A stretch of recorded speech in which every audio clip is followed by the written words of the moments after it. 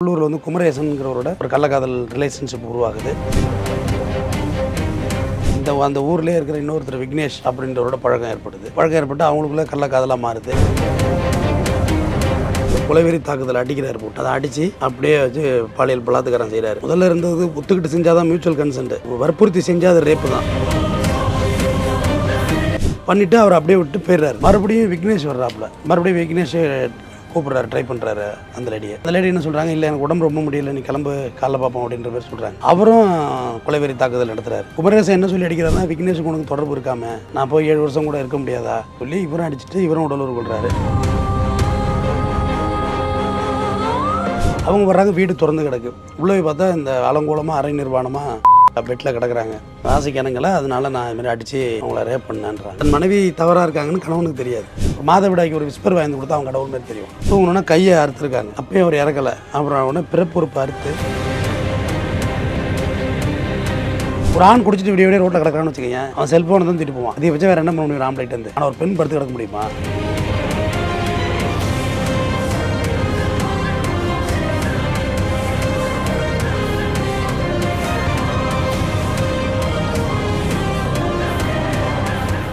Real one நேயர்களுக்கு வணக்கம். இன்றைய நேர்களுக்காக நம்முடன் இணைகிறார் குற்றவியல் வழக்கறிஞர் டாக்டர் ஆர்.எஸ். தமிழ்வந்தன் அவர்கள். வணக்கம் சார். வணக்கம். திருப்பத்தூர் பக்கத்தில் பெண் மர்மமான முறையில் இறந்து கிடந்திருக்காங்க. இந்த சம்பவத்தின் பின்னணி என்ன சார்? திருப்பத்தூர் பக்கத்தில் உள்ள வில்லேஜ் தான். அவங்க கணவர் பேர் சிவா. அவர் வந்து பெங்களூரில் வந்து கொத்தனார் வேலை, மேஷின் வேலை பார்த்துட்டு இருந்திருக்காரு. கிட்டத்தட்ட 10 வருஷமாச்சு இவங்களுக்கு திருமணம் ஆகி. 28 வயசு இந்த பொண்ணு இறக்கக்குள்ள. மர்மமான முறையில் கொலை தான். இறந்து 28 வயசு தான் இருந்திருக்கு. இவர் அங்கே பெங்களூருக்கு போய்ட்டு ஒரு மாதத்துக்கு ஒரு முறை தான் இங்கே வர்றது போகிறது. இப்படி நான் அங்கே போய்ட்டு வர்றதுக்கான டிஸ்டன்ஸ். அப்போ இவங்க உள்ளூரில் வந்து குமரேசன்கிறவரோட ஒரு கள்ளக்காதல் ரிலேஷன்ஷிப் உருவாகுது. வீட்லேயும் கேட்ட கேள்வி இல்லை, யார் இருக்கா, அதோட்ட யாருமே இல்லை. அதோட்ட எப்போ வேணுமோ அவர் வர போக இப்படி அவங்க சந்தோஷமாக இருக்க சூழ்நிலை உருவாகுது. குமரேசனுக்கு கல்யாணம் ஆகிட்டு ஆல்ரெடி. குமரேசன் வந்து ஒரு பொருளாதார தேவைகளுக்காக வெளிநாடு போகிற சூழலில் வர்றாரு. அவர் சிங்கப்பூர் போயிடுறாரு. ஒரு 7 வருஷம் சிங்கப்பூரில் இருக்கார். 7 வருஷம் அவர் அங்கே இருந்தார். இவரோட கணவர் சிவா இங்கே பெங்களூரில் இருந்தார். அப்போ இவங்க தனியாக இருந்தாங்க. அந்த ஊர்லேயே இருக்கிற இன்னொருத்தர் விக்னேஷ் அப்படின்றவரோட பழக்கம் ஏற்பட்டு அவங்களுக்குள்ள கள்ளக்காதலாக மாறுது. அவரோட பைக்கில் சுத்த வைக்க எடுக்க எங்கே பார்த்தாலும் ஊரே கணவன் மனைவி போல தான் சுற்றி வந்திருக்காங்க இவங்க. இது அப்படியே அரச புரசலாக போயிட்டு இருந்திருக்கு. இந்த நியூஸ் அப்படியே போயிட்டு இருந்ததில் ஒரு சூழ்நிலையில் பார்த்தீங்கன்னா குமரேசன் ஊருக்கு வந்துடுறாரு. யார்? சிங்கப்பூர் போனவர், முதல் கள்ளக்காதலன். ஊருக்கு வந்தோடனே அன்னைக்கு போயிட்டு மறுபடியும் ரிலேஷன்ஷிப்புக்கு கூப்பிட்றாரு. கூப்பிட்டோன்னே, இல்லை எனக்கு உடம்பு சரியில்லை, நான் அதெல்லாம் முடியாது உன்னோட எல்லாம் அப்படின்னு சொல்கிறாரு. அவர் இந்த கொலைவெறி தாக்குதல் அடிக்கிறார் போட்டு அதை அடித்து அப்படியே வச்சு பாலியல் பலாத்காரம் செய்கிறாரு. முதல்ல இருந்தது ஒத்துக்கிட்டு செஞ்சால் தான் மியூச்சுவல் கன்சென்ட், வற்புறுத்தி செஞ்சால் அது ரேப்பு தான், பலாத்காரம் தான். பாலியல் பலாத்காரம் பண்ணிவிட்டு அவர் அப்படியே விட்டு போயிடுறாரு. மறுபடியும் விக்னேஷ் வர்றாப்புல நைட்டு ஒரு 12:30 மணிக்கு. விக்னேஷ் வந்தோடனே மறுபடியும் விக்னேஷ் கூப்பிட்றாரு, ட்ரை பண்ணுறாரு அந்த லேடி என்ன சொல்கிறாங்க, இல்லை எனக்கு உடம்பு ரொம்ப முடியல, நீ கிளம்பு காலைல பார்ப்போம் அப்படின்ற மாதிரி சொல்கிறாங்க. அவரும் கொலைவெறி தாக்குதல் நடத்துகிறாரு. குமரேசன் என்ன சொல்லி அடிக்கிறாருன்னா, விக்னேஷுக்கு உனக்கு தொடர்பு இருக்காம நான் போய் 7 வருஷம் கூட இருக்க முடியாதா அப்படின்னு சொல்லி அவர் அடிக்கிறாரு. உரிமை அவருக்கு முதல் கள்ளக்காதல் உரிமை எடுத்துக்கிறாரு. அவர் ஒரிஜினல் புருஷன் சிவா அவர் அங்கே இருக்கார். அடுத்தது இவர் விக்னேஷும் அதே தான், குமரேசன் வந்து இதுமாரி ஒன்று பண்ணியிருக்கான், நீ என்ன அப்படின்னு சொல்லி இவரும் அடிச்சுட்டு இவரும் உடலுறவு கொள்கிறாரு. கொண்டுட்டு அப்படியே விட்டு இவரும் போயிடுறாரு. காலையில் இந்த குழு பணம்லாம் வாங்க வருவாங்களா வில்லேஜில், மகளிர் சுய உதவி குழு, அவங்க வர்றாங்க, வீடு திறந்து கிடக்கு. உள்ளே போய் பார்த்தா இந்த அலங்கோலமாக அரை நிர்வாணமாக கடந்தோடனே கிட்ட போய் பார்த்தா இறந்தது தெரிஞ்சு போச்சு.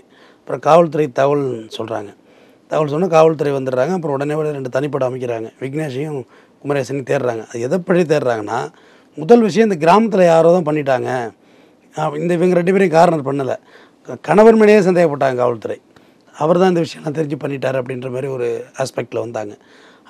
அதன் தொடர்ச்சியாக அந்த ஏரியாவில் உள்ள செல்ஃபோன் டவர் லொக்கேஷன்லாம் எடுக்கக்குள்ள இவங்க 2 பேர் தான் மாறி மாறி வந்துட்டு போயிருக்காங்க. அதுபோக செல் எடுத்து யார் கால்ஸ் போயிருக்கு வந்திருக்கு பார்க்க கூட அதிகமான முறை விக்னேஷுக்கு கால் போயிருக்கு. விக்னேஷுக்கு கால் பண்ணது சிங்கப்பூர்லேருந்து அதிகமான முறை இவங்களுக்கு கால் வந்திருக்கு. ஊருக்கு வந்து அவர் நிறைய முறை இவங்களை ஃபோனில் கான்டாக்ட் பண்ணி பேசியிருக்காரு. ஸோ இவங்க 2 பேரும் யாருங்க உள்ள தான் ஊரில் கிராமத்தில் எப்படி சொல்லுவாங்க தானே, அவங்க தான் சுற்றிட்டு இருந்தானுங்கன்னு. உடனே அவங்க 2 பேரையும் போலீஸ் கேட்ச் பண்ணுறாங்க. கேட்ச் பண்ணி கொண்டு வச்சு போலீஸோட விசாரணை முறையில் விசாரித்தப்போ, ஆமாம் நாங்கள் தான் பண்ணோம், இந்த மாதிரி எனக்கு என்னோடய ஆசைக்கு இணங்கலை, நான் தான் வச்சுருந்தேன், ஆசைக்கு இணங்கலை, அதனால நான் இதுமாதிரி அடித்து அவங்கள ரேப் பண்ணேன்றாங்க. அடுத்து விக்னேஷை கேட்குறாங்க, நான் வந்தேன், எனக்கும் அதுமாரி ஆசைக்கு இனங்கலனும், எனக்கும் அந்த காம வெறியில் நானும் அடித்து ரேப் பண்ணேன், நான் பட் இறந்தாங்களே எனக்கு தெரியாது அப்படின்னு சொல்லி அவரும் ஸ்டேட்மெண்ட் சொல்கிறாரு. 2 பேரும் கைது பண்ணி வேலூர் மத்திய சிறையில் அடைச்சிருக்காங்க. சரி, இந்த விவகாரத்தை எப்படி பார்க்குறீங்க சார்? புருஷனே சும்மா தான் கம்முன்னு இருக்காரு, ஆனால் பார்த்தீங்கன்னா இவங்க 2 பேருமே மாறி மாறி ஒரு உரிமையை எடுத்து இது பண்ணியிருக்காங்க. அதுலேருந்து அந்த பின்னால் ஸ்கிப் பண்ணி வெளியே வர முடியலையா? உடனே அவங்க கணவனுக்கோ இல்லை வேறு யாராவது உதவியாக இருக்கோ அதை கேட்டுக்கலாம் இல்லையா? அதாவது இந்த சொசைட்டி ஒரு மாரலை அவங்களுக்கு கட்டமைச்சு கொடுத்துருக்கு. இந்த மாரலை விட்டு நீங்கள் எப்படி மாறலாம் மாறினாலும் இது போன்ற ரிசல்ட் நடக்க தான் செய்யும். இந்த சமூக கட்டமைப்புன்னு சொல்கிறாங்களா, இன்ஃப்ராஸ்ட்ரக்சர், இந்த இன்ஃப்ராஸ்ட்ரக்சரை உடைக்கணும்னு நினச்சிங்கன்னா சிக்கல் தான் ஆகும்.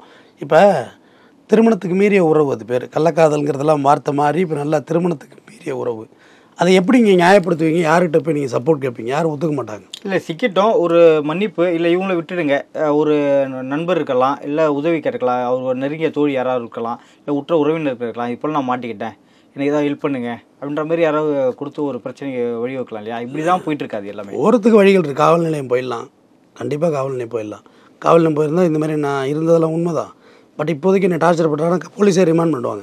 பட் மான அவமானத்துக்கு கிராமத்தில் அஞ்சுவாங்கல்ல, நம்ம போலீஸ் ஸ்டேஷன் போயிட்டோம்னா விஷயம் பஸ்ட் ஆகிடும், அந்த திருமணத்தை உறவு சிவாவோட இருக்கிற திருமண உறவு வந்து கெட்டு போயிடுங்கிற ஒரு அச்ச உணர்வு ஏற்படும். இதை போய் வெளியில் டிக்ளேர் பண்ண முடியாதுங்கிற ஒரு சூழ்நிலை வரும். ரெண்டாவது, இந்த மாதிரி இல்லீகல் இம்மாரல் ரிலேஷன்ஷிப் வந்துட்டு அக்கம் பக்கம்லாம் அவங்களோட பேச மாட்டாங்க, கிராமத்தில் ஒதுங்கிக்குவாங்க. அந்த அவங்களோட பேசக்கூடாது அப்படின்னா அவங்க வீட்டு கணவர்கள் துன்புறுத்துவாங்க, பேசாத அவங்களுடன் அப்படி ஒதுங்கிடுவாங்க. அந்த மாதிரி கூட நிகழ்ந்திருக்கலாம். ஆனால் ஒரிஜினல் கணவனுக்கு இது எதுவுமே தெரிஞ்சிருக்காது. இதில் உலகத்திலே அதிசயமான விஷயம் அதுதான். தன் மனைவி தவறாக இருக்காங்கன்னு கணவனுக்கு தெரியாது. யார் போய் சொல்லுவா? யார் சொல்கிறதுக்கு வாய்ப்பு இருக்காது. ரெண்டாவது, நேரில் பார்க்கல படுபயங்கரமாக நான் ஆக்ஷன் பண்ணிவிடுவாங்க, நம்புகிற மாதிரி. நீ தான் என் உசுறு, நீ தான் என் கண்ணு, நீ தான் மூச்சே, நீ தான், நினப்பு பூரா பெங்களூரில் இருக்க உன் மேலே தான் இருக்குது அப்படின்னா அவனுக்கு என்ன தெரிய போகுது?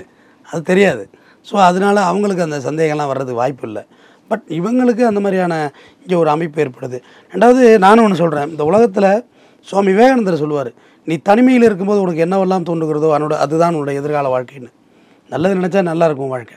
தனிமைங்கிறது ஒரு தவறான விஷயம், அது வரவும் கிடையாது. சில பேர் எழுதுறான் உட்காந்து, நான் தனிமையாகவே இருப்பேன். தனிமையாக இருக்கக்கூடாது, உளவியல் நோய். சைக்காலஜி டாக்டரை தான் போய் பார்க்கணும். டாக்டர் என்ன சொல்லுவாங்க? தனியாக இருக்காதீங்க, எப்பயுமே குடும்பத்தோடு இருங்க. இந்த கூட்டு குடும்ப முறையெல்லாம் அழிஞ்சு போச்சு நம்மள்ட்ட, சுத்தமாக இல்லை. அப்புறம் என்ன, இரவே இல்லை. அவர் கணவர் வேலைக்கு போனவர் கூட அழைச்சிட்டு போயிடணும், இல்லை மனைவியோடு இருந்துருக்கணும். அதுக்கு தானே திருமணம் பண்ணுறாங்க. எல்லாரும் அப்படி தப்பாக போயிடுறதில்ல. ஆனால் தனியாக இருக்கிற ஒரு பெண்ணோட மனசை கலைக்கிறது ரொம்ப ஈஸியாக கலைச்சிருவாங்க. ஒரு சிலிண்டர் வேணும் வீட்டுக்கு, யாராவது உங்களுக்கு தூக்கியாந்தான் கொடுக்கணும், ஹெல்ப் பண்ணணும். அப்போ இந்த ரிலேஷன்ஷிப் ஸ்டார்ட் ஆகிடும். ஒரு கரண்ட் பில்லு கட்டணும், ரிலேஷன்ஷிப் ஸ்டார்ட் ஆகிடும். ஒரு உடம்பு சரியில்லை உங்களுக்கு, ஒரு 2 மாத்திரை வாங்கி கொடுத்தா அவங்களுக்கு கடவுள் மாதிரி தெரியும். உடம்பு சரியில்லை, என்ன பண்ணுது, ஜுரம் அது மாதிரி போய் டாக்டர் மாத்திரை வாங்கி, மெடிக்கல் ஷாப்பில் மாத்திரை வாங்கி கொடுத்தா கடவுள் மாதிரி தெரிவாங்க. ஒரு மாதவிடாய்க்கு ஒரு விஸ்பர் வாங்கி கொடுத்தா அவங்க கடவுள் மாதிரி தெரியும். சின்ன சின்ன தேவைகளை பூர்த்தி செய்கிறது யார்? பூர்த்தி செய்கிற இடத்துல யார் வந்தாலும் அவன் அந்த பெண்களை தவறாக பயன்படுத்த தான் ட்ரை பண்ணுவான். இங்கே யாரும் வந்து உங்களுக்கு சர்வீஸ் பண்ணணுங்கிற எண்ணத்துலலாம் யாரும் இல்லை. ஒரு நண்பனா உங்களுக்கு ஏதாவது பண்ணணுமா, உங்கள்கிட்ட ஏதோ ஒரு எதிர்பார்ப்பு அவன்கிட்ட இருக்குது. உலகமே அப்படி தாங்க இருக்குது. நீங்கள் எதிர்பார்ப்பு இருந்தால் தான் வாழ முடியும். கொண்டு வந்தால்தான் தந்தை, கொண்டு வந்தாலும் வராவிட்டாலும் தாய், சீர்கேட்பால் தமக்கை, கொலையும் செய்வால் பத்தினி, உயிர்காப்பான் தோழன். திருப்பத்தூரில் இப்படி ஒரு விஷயம் நடந்திருக்கு. இது அரியலூரில் ஆனந்தவாடின்ற கிராமத்தில் வேறு மாதிரியான ஒரு விஷயம் நடந்திருக்கு. அந்த விஷயமும் பார்த்துருப்பீங்க. அரியலூர் பக்கத்தில் சின்னப்பா, அவர் கூலி தொழிலாளி, அவரோட மனைவி வந்து பச்சம்மா. இங்கே என்ன பண்ணுறாங்க, அவங்களுக்கு 2 குழந்தைங்க, ஒரு குழந்தை ஆண், ஒரு பெண்ணை பக்கத்து கிராமத்தில் கல்யாணம் பண்ணி கொடுத்துட்றாங்க. மகன் வந்து சிங்கப்பூரில் இருக்கான். இந்த சூழ்நிலையில் இவர் தினம் குடிச்சிட்டு வந்து, சின்னப்பா குடிச்சிட்டு வந்து வீட்டில் தகராறு பண்ணுறது வேலையாக இருக்குது. அப்போ மகள் ஒரு நாள் அப்பா வீட்டுக்கு அம்மா வீட்டுக்கு வர்றாங்க. வந்தால் மகள்கிட்டையும் தகராறு பண்ணுறாரு. தகராறு பண்ணி அடித்து விரட்டுறாரு. பச்சைம்மா என்ன சொல்கிறாங்க, நீ போன்னு சொல்லி மகளை அனுப்பிச்சிட்டு இவர் நல்லா போதையில் தகராறு பண்ணிட்டு டயர்டாகி தூங்கிடுறாரு. தூங்கினோன்னா கையை அறுத்துருக்காங்க. அப்பயும் அவர் இறக்கலை. அப்புறம் உடனே பிறப்பு உறுப்பு அறுத்து நல்லா பிளட் ப்ளீடிங் ஆகுது. கதவை சாத்திட்டு இவங்க போயிடுறாங்க. பக்கத்து வீட்டுக்காரங்க வந்து என்னடா வீடு சாத்தியாக இருக்குன்னு கதவை தள்ளி பார்க்கல, இவர் ரத்தம் போய் வீடு பூரா ரத்தமாக கிடக்க, அந்த சின்ன வீடு தான். இவங்க கொஞ்சம் தூரத்தில் போகிறாங்க, அவங்க மனைவி உட்காந்துருக்காங்க, பச்சைம்மா உட்காந்துருக்காங்க. இது மாதிரி பொருசன் அங்கே அறுத்து கிடந்து செத்து கிடக்கிறான், என்ன உட்காந்துருக்காங்க இங்கேன்னு, நான் தான் கொலை பண்ணேன் அப்படின்னு சொல்லிடுறாங்க. அப்புறம் உடனே போலீஸ் ஸ்டேஷன் வந்து காவல்துறை வந்து பிரேதத்தை கை பண்ணி உடற்குறாய்வுக்கு அனுப்பிட்டு ஸ்டேட்மெண்ட் வாங்குறாங்க. இந்த மாதிரி தொடர்ந்து டார்ச்சர், வீட்டில் இருக்கவே முடியல, பெத்த புள்ள வருது அதுக்கு ஒரு சோறாக்கி போட விடாமல் டார்ச்சர் பண்ணுறான், பொழுதனி வீட்டில் சண்டை போட்டு குடிச்சிட்டு என்னை அடித்து தொல்லை பண்ணான், என்னால் அந்த இம்சை தாங்கலை, அதனால தான் நான் இந்த கொலையை பண்ணிட்டேன்னு ஓப்பனாக ஸ்டேட்மெண்ட் கொடுக்குறாங்க. ஒரு பக்கம் அப்படி நடக்குது, ஒரு பக்கம் இப்படி நடக்குது.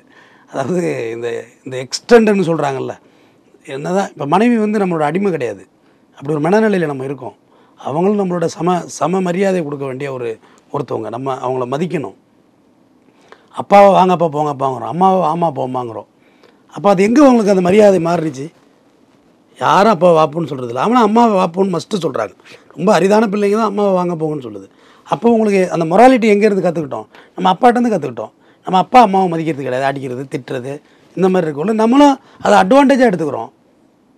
அக்காவை எத்தனை பேர் வாங்கக்கா போங்கக்கான்னு கூப்பிட்றோம் சொல்லுங்கள்? வாக்கா போக்கா தான். அப்போ அந்த பெண்பால் மீது உள்ள மதிப்பே நமக்கு இருக்கிறது இல்லையே. அவங்க மதிக்கப்பட வேண்டியவர், போற்றப்படுமா. பாரதி சொன்னால் மங்கையராய் பிறப்பதற்கு மாதவும் செய்தல் வேண்டுமான்னா அவ்வளோ மரியாதை கொடுக்கணும். அவ்வளோ ஸ்கீமு சிஸ்டமேட்டிக்கு. நீ பெண்களுக்கு இலவச பேருந்து, பெண்களுக்கு முன்னுரிமை, கல்வியில் இடஒதுக்கீடு, சொத்துல பங்கு எல்லாமே போராடி தான் பெண்களுக்கு கிடச்சிது. அப்போ அப்படி இருக்க பெண்களை நம்மளால் ஒரு புள்ள பெற்றுக்க முடியுமா? எவ்வளோ பெரிய கோடீஸ்வரன் வயதில் ஒரு புள்ள வாங்கிட முடியுமா? முடியாது. ஆனால் நம்ம குழந்தை பெற்று கொடுக்குற ஒருத்தி எங்கேயோ பிறந்து எங்கேயோ வளர்ந்து நமக்காக எல்லாத்தையும் விட்டுட்டு, வைரமுத்து சொல்கிற மாதிரி பஞ்சாரத்து கோழியை விட்டுட்டு, பால் பீச்சு மாட்டை விட்டுட்டு, எல்லாத்தையும் விட்டுட்டு போராளே பொட்ட புலவொன்று கண்ணீரை விட்டு நம்மளோட வந்து சேர்றவங்கள நம்ம மதிக்கிறது இல்லை. அவங்கள அடிக்கிறது, உதைக்கிறது, நினச்ச சாப்பாடு நைட்டு 1 மணிக்கு சாப்பாடு செய்ய சொல்கிறது, இதெல்லாம் தவறானது. நீ தண்ணி அடிக்கிறது உன்னோட தனிப்பட்ட விஷயம், அது யாரும் உன்னை தடுக்கலை. ஆனால் வீட்டில் வந்து தொந்தரவு செய்யுதுன்னா ஒரு கட்டம் வரைக்கும் அந்த எக்ஸ்டெண்ட், அந்த பொறுமையோட இழக்குள்ளே அந்த பச்சை மலை வேறு என்ன செய்யும்? மகளுக்கும் நிம்மதி இல்லை, எனக்கு கட்டினவனுக்கும் நிம்மதி இல்லை, பெத்த பிள்ளைக்கும் நிம்மதி இல்லை, அனுப்புகிற பணத்தை பூரா அவன் குடிக்கிறான். வேறு என்ன செய்கிறது? அதுக்கு தெரிஞ்சது போலீஸ் ஸ்டேஷன் போய் கம்ப்ளைண்ட் கொடுத்தா விசாரிப்போம்பாங்க. அன்றைக்கி நைட்டு இன்னும் 2 அடி கூட விழுவும். ஸ்டேஷனுக்கா போனா நீ அப்படின்னு டிசைடிங்கே பண்ணுறாங்க. இவங்களே ஜட்ஜாக மாறிடுறாங்க. ரைட்ஸ், நான் கொலைகேசில் உள்ளே போனாலும் சரி, என் மகன் நிம்மதியாக வாழட்டுங்கிற மனநிலைக்கு எடுக்கிறாங்க. பெண்களுக்கு சம உரிமையில் வந்து கொடுத்து மதிக்கணும் கணவன்மார்கள் அப்படின்னு சொன்னீங்க இல்லையா? அளவுக்கு மீறி அதிகமாக நம்பி வெளியில் விட்டாலும் ஒரு பிரச்சனை வருது ஒரு சில குடும்பங்களில். ரொம்ப அடிமைப்படுத்தா, நீங்கள் இப்போ நடந்த விஷயம் மாதிரி ரொம்ப அடிமைப்படுத்தி ரொம்ப அவங்களுக்கு கொடுமைப்படுத்தினாலும் இது போல விஷயங்கள் நடக்குது. எப்படி தான் இப்போ நம்ம பண்ணணும்? அவ்வளோ அளவுக்கு மீறி விடுறதுக்கு நீங்கள் யாருங்க? நீங்கள் யார் ஸ்கேல்? ஒரு சுதந்திரம் சொல்கிறீங்க இல்லையா? ஸ்கேல் ஃபிக்ஸ் பண்ண நம்ம யார்? சுதந்திரத்தை கொடுத்தோம் யார்? நீங்கள் கொடுப்பதற்கு நீங்கள் யாருன்னு கேட்குறேன். கிடையாது. எடுத்துக்கணுமா? அது சுதந்திரங்கிறது அவங்களுக்கு உள்ளது தான் விஷயம். அதாவது பெண்களுக்கு நான் சொல்கிறேன், இது அறிவுரையெல்லாம் இல்லை, அறிவுரை சொல்கிற அளவுக்கு நம்ம பெரிய ஆள் கிடையாது. உங்களுக்கு சம மரியாதை சம அந்தஸ்து கிடைக்க எத்தனையோ பேரோட தியாகத்துக்கு பிறகு தான் இதெல்லாம் கிடச்சிருக்கு. டல்கோசி பிரபு சொல்கிறான், இந்த மாதிரி காட்டு மிராண்டிகள் மாதிரி இருக்கீங்களடா, புருஷன் செத்துட்டா பொண்டாட்டியை எப்படா கொளுத்துறது, என்னடா நியாயம்னு அவன் தான் கேட்டான். மறுமண தடை சட்டம் கொண்டு வந்தது அவன் தான் கொண்டு வந்தான். நம்ம அதெல்லாம் அம்பேத்கர் நம்ம இந்தியா ஃப்ரீடமானது பிறகு ஏற்றுனாங்க, எல்லாத்தையும் கொண்டு வந்தாங்க. இன்றைக்கி பெண்களுக்கு அநீதி நடக்குது. பெண்கள் நீங்கள் சமமாக இருக்கணும்னா கல்வியில், வேலைவாய்ப்பில், அதிகாரத்துக்கு தான் வரணுங்கிறது என்னோடய ஆசை. பெண்கள்லாம் நல்லா நிறைய ஜட்ஜஸ் வந்துட்டாங்க, நிறைய அட்வொகேட்ஸ் வந்துட்டாங்க, நிறைய டாக்டர்ஸ் வந்துட்டாங்க, எல்லாம் நிறைய எஸ்ஐ வந்துட்டாங்க, நிறைய பேர் வந்துட்டாங்க உள்ள டிபார்ட்மெண்ட்டுக்குள்ளே. நிறைய எஸ்பி, எத்தனை எஸ்பி லேடி எஸ்பி இருக்காங்க, கமிஷனர் வந்துட்டாங்க, எல்லோரும் வந்துட்டாங்க. ஆனால் இன்னும் ஒரு விஷயம் வரவில்லை என்றால், நாங்கள் சுதந்திரம் அடைந்து விட்டோம் என்று ஈசிஆரில் வெள்ளிக்கிழமையில் சனிக்கிழமை இரவுகளில் தண்ணி அடிப்பது சுதந்திரம் அல்ல. இங்கே தண்ணி அடிக்க வேண்டாம்னு சொல்லலை. அதில் ஒன்லி யூஸ் ஃபார் மென்னு எழுதியிருக்கான் அப்படின்னு கிடையாது. இல்லை, ஆம்பளைக்கு மட்டும்னு சொல்லியிருக்கானா? இல்லை. பட் அதன் பிரிவு ஏற்படுற விளைவுகள் இருக்குல்ல. ஒரு ஆண் குடிச்சிட்டு விடிய ரோட்டில் கிடக்கிறான்னு வச்சுக்கோங்க, அவன் செல்ஃபோனை தான் தூக்கிட்டு போவான். அதிகபட்சம் வேறு என்ன பண்ண முடியும்? ஆம்பளைட்டு வந்து பர்ஸ் இருந்தால் பர்ஸ் எடுத்துகிட்டு போகலாம், பைக் இருந்தால் பைக் திருடலாம். ஆனால் ஒரு பெண் படுத்து கிடக்க முடியுமா? நம்ம சமுதாயம் அந்தளவுக்கு டெவலப் ஆகிட்டோமா? இல்லை. பாதுகாப்பு இல்லை நம்மள்கிட்ட. அப்போ நான் தப்பு சொல்லலை. இப்போ பொள்ளாச்சி பாலியல் சம்பவத்தை எடுத்துக்கங்க. ஒரு நம்பி காதலன் நம்பி போனீங்க, பட் நீங்கள் விடுங்கோல்னு கத்துனது இன்றைக்கு வரைக்கும் காதல் விழுவுது. இங்கே ஒழிக்குது இல்லை அந்த வார்த்தை. அப்போ லாஸ் யாருக்கு?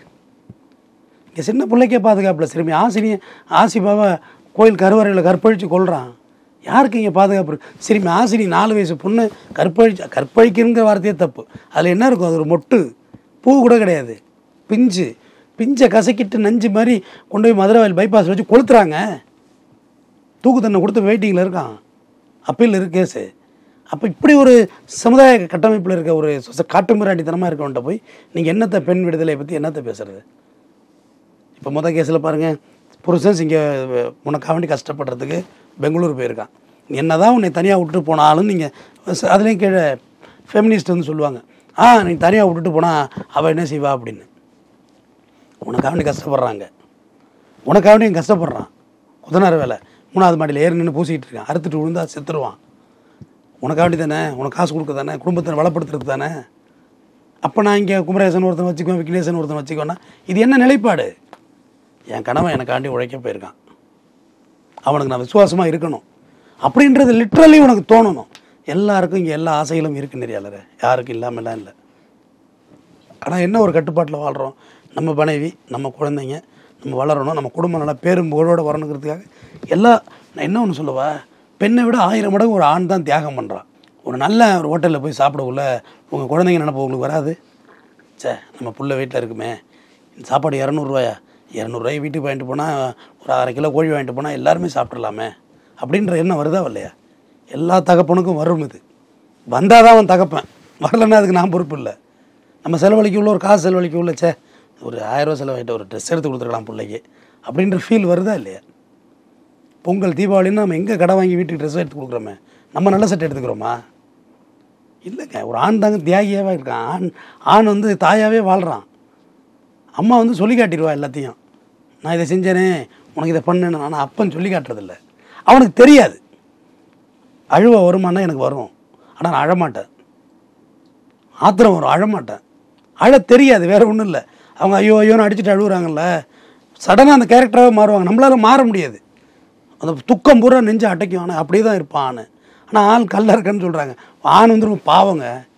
நீ பிறந்ததுலேருந்து அப்பா அம்மாவுக்கு உழைச்சி போடு, அப்புறம் பொண்டாட்டி பிள்ளைக்கு உழைச்சி போடு, அப்புறம் செத்து போயிடு, அவ்வளோதான் ஒரு ஆணோட வாழ்க்கை. ஆனால் அந்த குடும்பத்துக்காக தியாகம் பண்ணுறேன். எவ்வளோ வளைகுடா நாடுகளில் நான் பார்த்துருக்கேன். அவங்க இருக்கிறதெல்லாம் அப்படி ரிஸ்க்கான ஒரு கெமிக்கல் ஃபேக்ட்ரியில் வேலை செய்வாங்க. கொஞ்சம் கசிஞ்சாலும் கெமிக்கல் எல்லாருமே இறந்துருவாங்க. 30வது மாடியில் ஏறி ரோப்பில் தொங்கி பெயிண்ட் அடிச்சுக்கிட்டு இருப்பாங்க. யாருக்கா வண்டி அடிக்கிறாங்க? ஊருக்கு பணம் அனுப்பிச்சு நம்ம பொண்டாட்டி பிள்ளைய பார்த்தீங்கன்னா நல்ல மெட்ரிகுலர் ஸ்கூலில் படிக்க வைப்பாங்க, வீடு நல்லா கட்டுவாங்க, பொண்டாட்டிக்கெல்லாம் நகை போட்டு போவாங்க. இதெல்லாம் யார் உங்களுக்கு கொடுத்தா? அங்கே கஷ்டப்பட்டு இங்கே கொடுக்குறாங்க. அப்போ உடல் தேவைகள் எல்லாருக்கும் இயற்கை நெறியாளர். நான் வந்து ஜடமாக இருக்குன்னு சொல்லலை, ஆனாலும் நமக்காக கஷ்டப்படுறான். நம்ம திருமண வாழ்க்கைக்கு வந்துட்டோம். இந்த பிள்ளைகளுக்காக வேண்டி நம்ம இங்கே ஒழுக்கமாக தான் இருந்தாகணும். பிற்போக்குத்தனம் பேசலைன்னா, முற்போக்குத்தனம் பேசி தான் இப்போ நித்யா செத்து போயிருக்கு. அதனால் எல்லாருக்கும் எல்லா ஆசைகளும் உண்டு. அதை கட்டுப்படுத்தி வாழ்வதற்கு தான் ஒரு ஒழுக்கமான நெறி. வள்ளுவனோட முடிக்கிறேன். ஒழுக்கம் விழுப்பம் தரலாம், ஒழுக்கம் உயிரினும் ஓம்பப்படும். ஒழுக்கம் என்பது உயிரை விட மேலானது என்று வள்ளுவன் சொல்கிறான். நன்றி. நடப்பு நிகழ்வுகள் குறித்து பல்வேறு கருத்தில் இப்போது மிக்க நன்றி.